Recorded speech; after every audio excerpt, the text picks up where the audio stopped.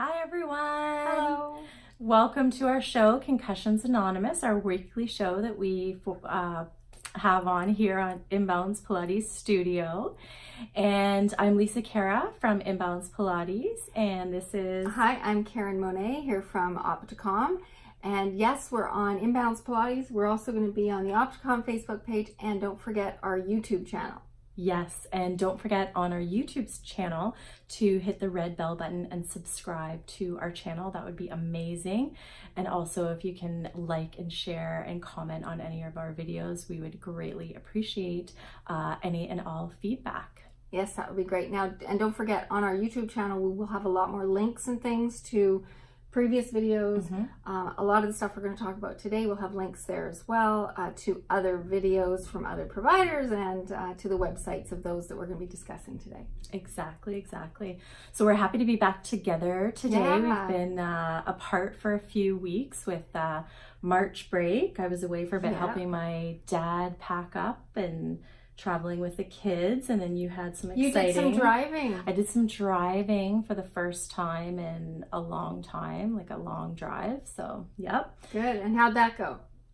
It was doable. Good. I did all my tips and tricks, and it was all good. Okay. Oh, I drove just this past Monday back from New York City. 2 days to get there, 2 days to get back. And yes, that's why I was gone last Friday.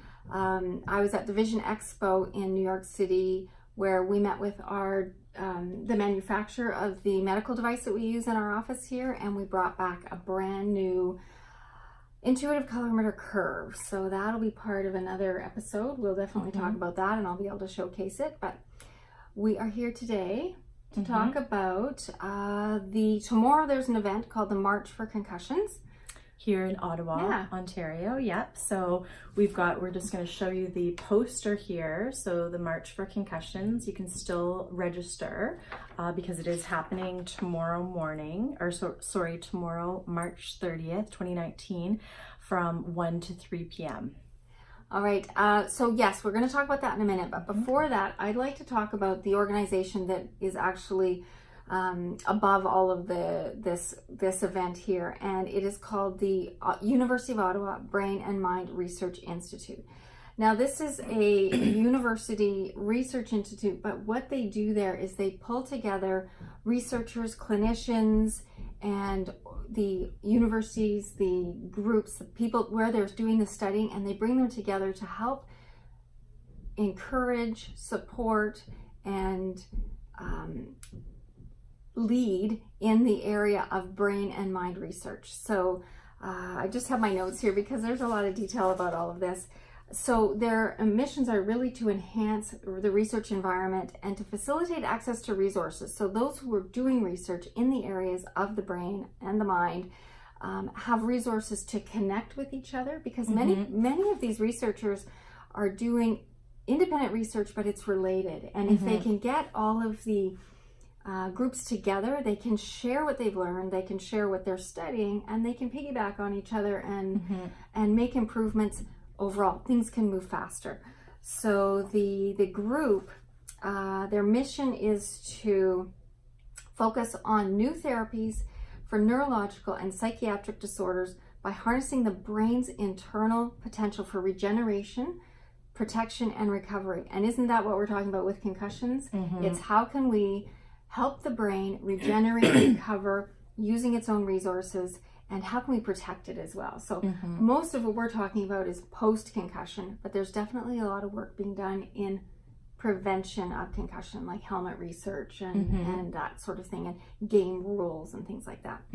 The focus of this University of Ottawa Brain and Mind Research Institute is on connecting, like I said, connecting these groups, excite and heal. So building excitement around the kind of research that's being done, building excitement around the facts that we are making advancements, that we are finding ways to help people rehabilitate, and even excitement around things like this and people like us getting together to share our stories and being able to help others in their recovery. Well, it's so important just to have those different places to reach out to in different ways to obtain support and knowledge and and this is something I'm sure that a lot of people don't even know about, this University of Ottawa Brain and Mind Research Institute itself. So we'll definitely have links to that. There are all sorts of other organizations that I'm not going to be able to list here when we're speaking about them, but the Ontario Brain Injury Association, the Canadian Brain Injury Association, there are associations and institutes and depending groups. on your city, there's usually exactly ones from throughout the city. And if you just look up Brain Institute or Brain Association in whatever community you're in, you'll find, and they're often very good resources on these websites. But specifically, the University of Ottawa Brain and Mind Research Institute is focusing on a few separate conditions.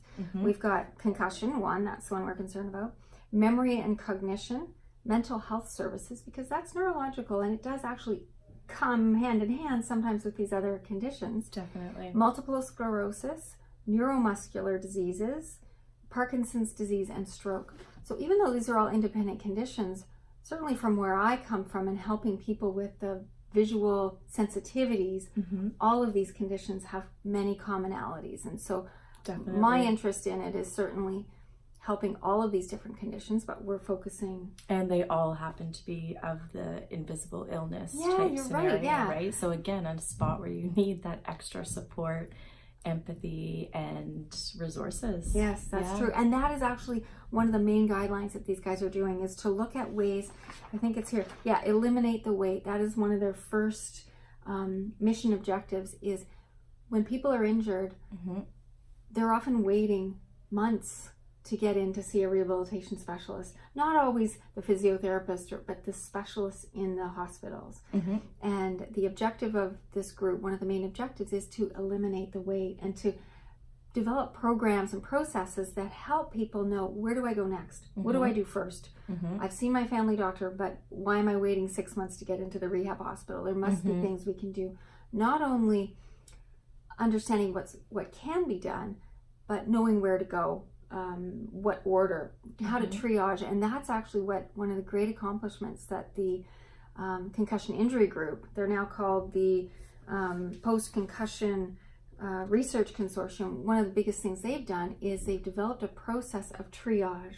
So when people go to the rehab hospital, they're put into a program where it identifies their symptoms and it sends them down the right channels that are necessary at that first point. So you may still have to wait to get into the rehab hospital, but you will have good guidance on the kinds of things you can do before you get to that appointment. So, or even while you're waiting. Even though you are waiting, they're not eliminating the wait. They're providing you with advice and tools and some programs that you can be involved in that will get you through that period while you're waiting to get into the specialist. And sometimes that wait may be, several months. You're going to see some recovery between the time you wanted to get in and the time you actually get in. It's really great, this program that they have. Another thing that they focus on is helping people predict who's going to suffer more than the other. Like based on the event, your symptoms, looking at, let's predict this person looks like they're on this path of quick recovery, and this person, based on these results, might have more challenges. So by predicting the recovery path that an individual is on, would help target some of the treatments that might need to be taken, or at least give you a sense of understanding, like, okay, I look like I'm on this path of quicker recovery, or I look like I'm on a path of more challenging recovery, so I need to address some of these concerns and do maybe some more things specific to getting myself to that recovery path. Right. Yeah, that's one thing that I find is a huge struggle for people. I even had someone message me lately, that she tried to go back to work. She thought she could be on this certain amount of time on the computer, went and did, let's say, an hour and a half, and then was kind of done for the rest of the day. But when you're thinking, okay, I'm going to go back to 5 hours, I'm going to try to plan these things, it pulls a rug out from under you that you have never experienced. And you may have thought, I can remember, okay, I'm going to go to this one business function. You stay just that little bit too long and you're set back for days. And and then you have, the emotional feelings, the guilty feelings, the why can't I be tougher? Why is this not better? Why is this taking so long? the emotional toll of trying to push yourself, not pushing yourself enough, it's something that if you have support and someone to help you maneuver through it, whether it's your OT, your physio, your any of the professionals that you can see. There's no crystal ball, but at least if there can be a roadmap that's maybe outlined for you that, okay, your roadmap looks like this, your roadmap looks like this. The only thing though is that because every brain is so different and Absolutely. every, you know what I mean? That's the well, only and thing that's what this group is doing is just trying to looking pull it together at more. Statistically. Okay. If, then. And so the more they understand the symptoms and they can relate that to an activity or a recovery, then they can look at it statistically. I mean, that's what researchers do, right? They look at fuller sets of data, not just individual experiences, and they pull that together, and it comes up with findings. It comes up with these look like tendencies that we can now plot on recovery guidelines. So that's one of the things that this group is working on, and I will have, there are many the doctors that are working on these. I'm going to have their reference resources and links to the papers and the findings that they've had. And you just mentioned this now. The third thing they're working on is determining when you should resume normal activity. And that's what you said, is you think, okay, I must be good right now. I'm feeling good. I'm going to go back to work 3 days a week. And you realize now you're set back a couple of weeks of even going back to that. And so they're looking at identifying indicators that will help you understand, are you able to go back to work? And how long can you go back to work? And it's not just for the individual to know, it's for the employer to understand as well. Because employers don't always understand the impact that a concussion has on an individual, that hidden illness, and how putting them in that situation might set them back even further.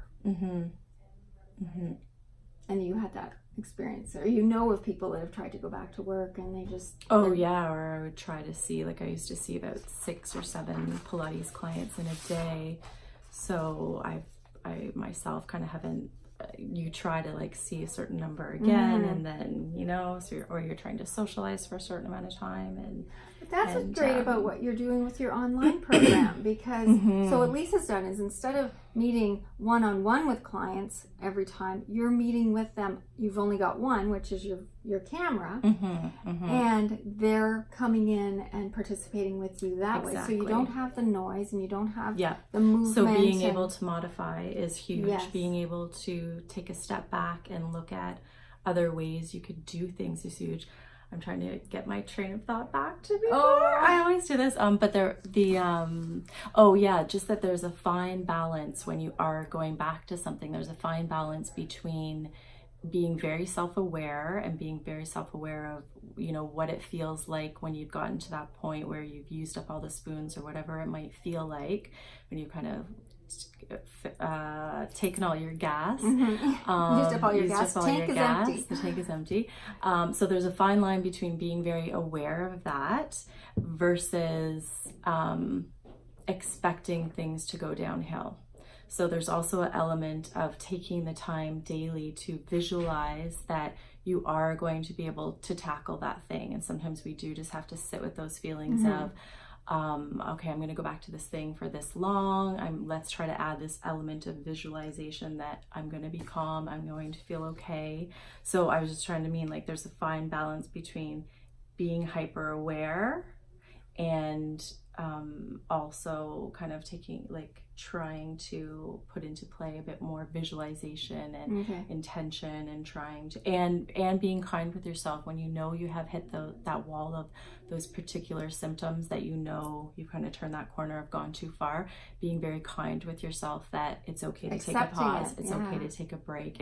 You have to. It's essential. I know of people that actually set timers for things, because one, we always lose track of time when we're doing something, and if we don't have that reminder, sometimes you can go too far without realizing it, and then you've got those setbacks. Even with something like eating, like sometimes you can get into a project, and if you're easily distracted, right, and then if it comes time to make a decision on what to eat, like it's another decision that you have to make. So just looking ahead at your day and where can you pre-plan and help things along. And so what I want to get back to now is the University of Ottawa Brain and Mind Research Institute. Some of the things that they've done successfully is one of the biggest ones that just happened recently was the 3rd edition of the Concussion Injury Guidelines. And that was a lot of work it was Dr. Marshall and his team, and it's not just out of Ottawa. This is specialists from all areas in concussion that have come together and produced this. Now, I'll give you a link to it, but it is the new Concussion Guidelines, and some of you may have heard of this, that exercise is now recognized as being very important. Essential Absolutely. In getting back out and staying in a dark basement, and it can have huge visual impacts on you. If you turn off a tool in your body, like you've heard about frozen shoulder, well, what about frozen brain, in the sense that you have to keep working it, but you have to work it carefully, and you have to work it under guidelines and guidance. So that's one of the great things that has come out of this group, is the new Concussion Injury Guidelines. But why we're here today specifically is to talk about one of the new events that's coming up. So this concussion, it's now called the Concussion Advisory Group. It was the Concussion Research Group. It's gone through a few name changes, but it's been since 2015, and I've been part of the group since then. I was working with a neurologist and a neuropsychometrist at the time, and we had seen a lot of migraine clients, and we started to see concussion clients, and we were really happy, really encouraged by the results. And so they said, we need to get involved with this organization because what we're doing has impact. And the idea of the Concussion Advisory Group is to bring together people who suffer, so the individuals who've had the concussions, their caregivers, the providers of products and services in the community that help with recovery of these individuals, and the researchers who are doing the research on the different tools and things that can be done and understood to help further rehabilitation for concussion. So that's been a few years now. I've been involved. It's 2019 now, and there have been a couple events that have happened. One is Rowan's legacy. So Rowan Stringer and her unfortunate passing as a result of multiple concussions. That event is held in October, but this one, the March for Concussion, is held in March, which is tomorrow, March 30th it's going on. So I'd like to outline a few things about this. You've held up the poster. So we are going to have all the details right away up on the Facebook link, and then we'll have them on our YouTube channel as well. And I will also post some of the activity pictures from the event. So what it is it took us a while to figure out something that would be something that people with a concussion could participate in. We looked at the race weekend. Oh no, too many people, too much action going on. We looked at we can't do cycling, we can't do running, we really had to think about something that was possible for people to participate in, that was sort of low action. But next time it can be Pilates. Next time it can be Pilates. So what we decided is just a 1 kilometer walk through quiet downtown Ottawa on March 30th, and it's a march in March for concussions. So let's see, we've got a keynote speaker. Claire Smith is a former Olympian, and she'll be sharing her story of her accident and how it moved her from an active Olympian to a whole new life. But she's doing really well. She's written a book, and she'll be there to talk about her pathway. And also there's going to be Dr. Blaine Hoshizaki, who is going to be talking about concussion research in action. So he's the director of Neurotrauma Impact Science Laboratory. So we talked about prevention, and so they're doing a lot of study into impact science. So helmets and what happens with the impact, different impacts. We're going to be launching the Post-Concussion Research Consortium, and that's that community research network. And then there's a 1 kilometer walk to conquer concussion in downtown Ottawa. This is the launch of the fundraising as well. So this group raises funds to go back into that research. So there may, certainly the group, they do look at provincial and federal research funding, but there are also always things that additional research funding can't hurt. And so for some of the smaller projects, and it really depends on the amount of research funding that is collected, because the more that's collected, the more research can be done, and the more some of the smaller projects that may not be necessarily funded or part of already predefined government granting guidelines. So I'm going to be there. I'm going to be there with a table, and I did that the last year, and actually all the events that have been going on to help people understand more about what we do at Opticom. But I hope to see people there for hearing the speakers and participating. The more we can get people out, the more we can raise the awareness. Definitely, this is only our second year. Last year, and I'm not sure the exact numbers, but they raised, I think it was $17,000, but wow. We'll confirm that in the notes. And so we're looking forward to increasing on that amount this year. So spread the word. Please come out to participate, and please go to the YouTube channel once we get it up, and we'll have a lot of the links there that will direct you into some of the places you can go to see these concussion guidelines, to get more information on these research groups and activities, so that you get a better understanding about how you can go forward with your recovery. Mm-hmm. Okay. Mm-hmm. Wow, that was a lot of talking. I'm exhausted from my Thanks trip. for talking. Honestly, You must be. It's always traveling and changing up your routine. Yeah, and then getting back to the yeah. office and everything that was left behind. Yeah, and, there's always stuff to do. So do we know what we're talking about next week? Not yet? We hadn't pulled out our calendar yet. Oh gosh, I'm in Niagara Falls next Friday. Oh right, yes. Oh wait, next Friday is next Friday. Yes, we'll discuss it. Yeah, I have some prepared material that we could also put up online. So no, never fear, there will be something up for you. There's always stuff learn. to share. Yeah. And so thanks for tuning in to our show. I'm Lisa Cara from Imbalance Pilates, and thanks for tuning in. Yeah, I'm Karen Monet from Opticom, and we appreciate your time and your support, and we look forward to continuing on with our program here to help everyone on their post-concussion healing. Yes.